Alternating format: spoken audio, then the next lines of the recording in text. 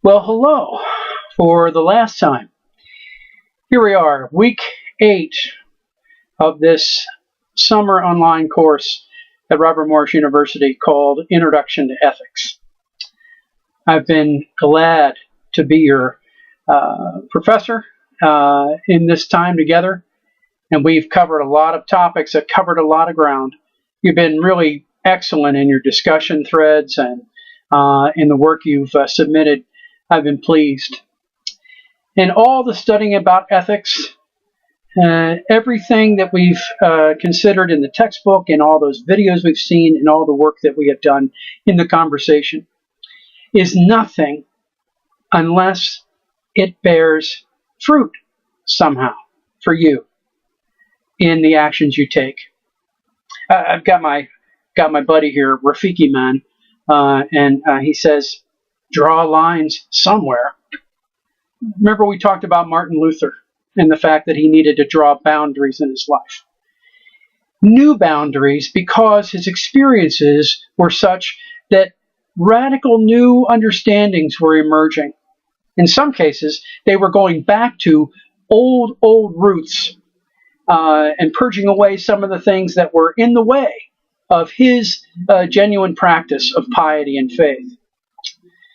For you, you have been raised with parents and with mentors, and some of those lines continue to be good boundaries for you today. Hold on to those lines, those boundaries. They're really important. And where you have needed to erase some of those old lines, I hope you're still in the process of redrawing new ones. Because quite frankly, I think we need those guidelines as we continue into our futures. Well, I'm going to freak you out here because I want to share with you one final word, and I'll do it with my clerical collar. Hang on a second.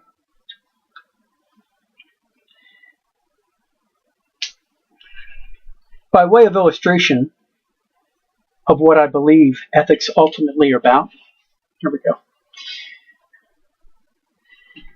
There is a story told of a Southern preacher who had lived a long life and was a long serving pastor of a local Baptist church in the community.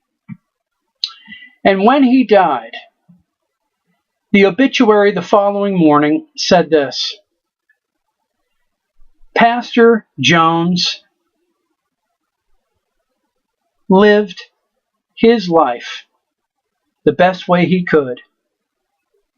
In fact, his life was his best sermon because his do so matched his say so. I believe that is a potent message for the practice of ethics, because ultimately ethics aren't the words you speak. Blah, blah, blah, blah, blah. Ethics are the things you do.